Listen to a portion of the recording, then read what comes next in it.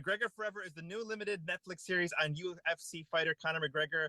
Director Gotham Chopper here to chat all about it. Thank you so much for your time today. Yeah, thanks for having me.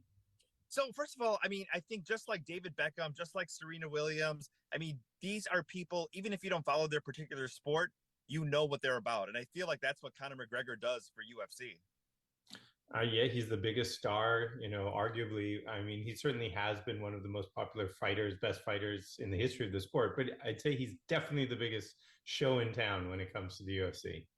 Not only are we going to get to see him growing up, but he's also getting ready for a big comeback. In 2021, he broke his leg.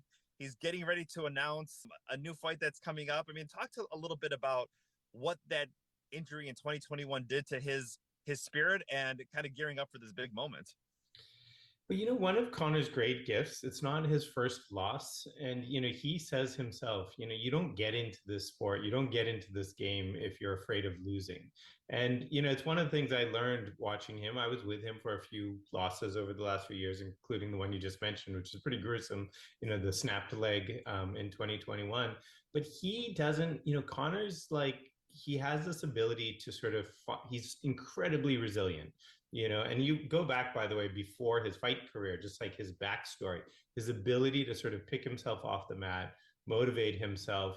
And so, look, this is just another sort of chapter in the book, I think, for him. It's by no means the end. And, you see in the opening scene of the documentary series, he's in the hospital, probably not even 24 hours after snapping his ankle. And he's already like doing the math, trying to figure out, okay, how many months is it going to take me to get back up on my feet and to the fight? And whatever it's going to take, he's willing to do it. His career's not over. He talks, openly. I don't think they've set a date, but it's coming.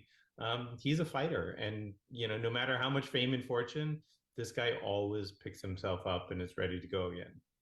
You hear about his childhood and growing up in Dublin, and the perception was, you grow up, you get a trade, you make money, and this is what you do. And going into MMA fighting, going into the UFC, it was not something in his cards or something that he was, kind of destined to do. We could have seen Connor the plumber, which Yeah. was, one of those crazy things. Like this could have been his future had he not chosen a different path. Talk a little bit about maybe that driving force of really having to prove himself.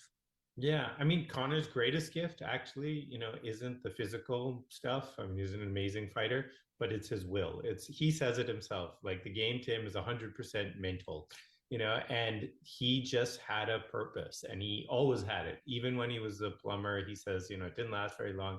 He envisioned this, all the success, all the fame, all the fortune. He envisioned it, and a lot of people dream big, but you have to do the work. And it's one of the things I have seen with him the last couple of years is I've never been around him where he's like, you know what, guys, and let's cut this training session short. I think I accomplished everything in 45 minutes. He is quite the opposite. You're told like he's going to be sparring for 2 hours. 4 hours later, you're sitting there like, okay, when's this going to end? I mean, and that's a consistent trait. I've been fortunate to work with the Tom Brady's and the Steph Curry's and Simone Biles, like some of these elite athletes, they do the work. They may be gifted and they may be amazing and elite, but there's no substitute for doing the work. How have you seen fatherhood change him as a person, change him as an athlete? I mean, look, it changes all of us. I'm a dad also. So I think it's changed him in the same way, it expands your horizons. You see the world from a different perspective. It's more than just about you. In the course of making this project, he's gone from having one son, Connor Jr., to three children. So, fatherhood has changed him, but I wouldn't say, it hasn't made him any less hungry, like in terms of his ambition inside the octagon, outside of that. It's again, it's one of the great things, as a character, just like when I'm as a filmmaker, is like there is this fighter, there's this showman more than anything. I mean, he's a gifted fighter, but he is the most gifted showman in the sport. But yeah, there is this quote softer side, more vulnerable side, this human side that you certainly see in just him being a dad. And I've gone to the park with him.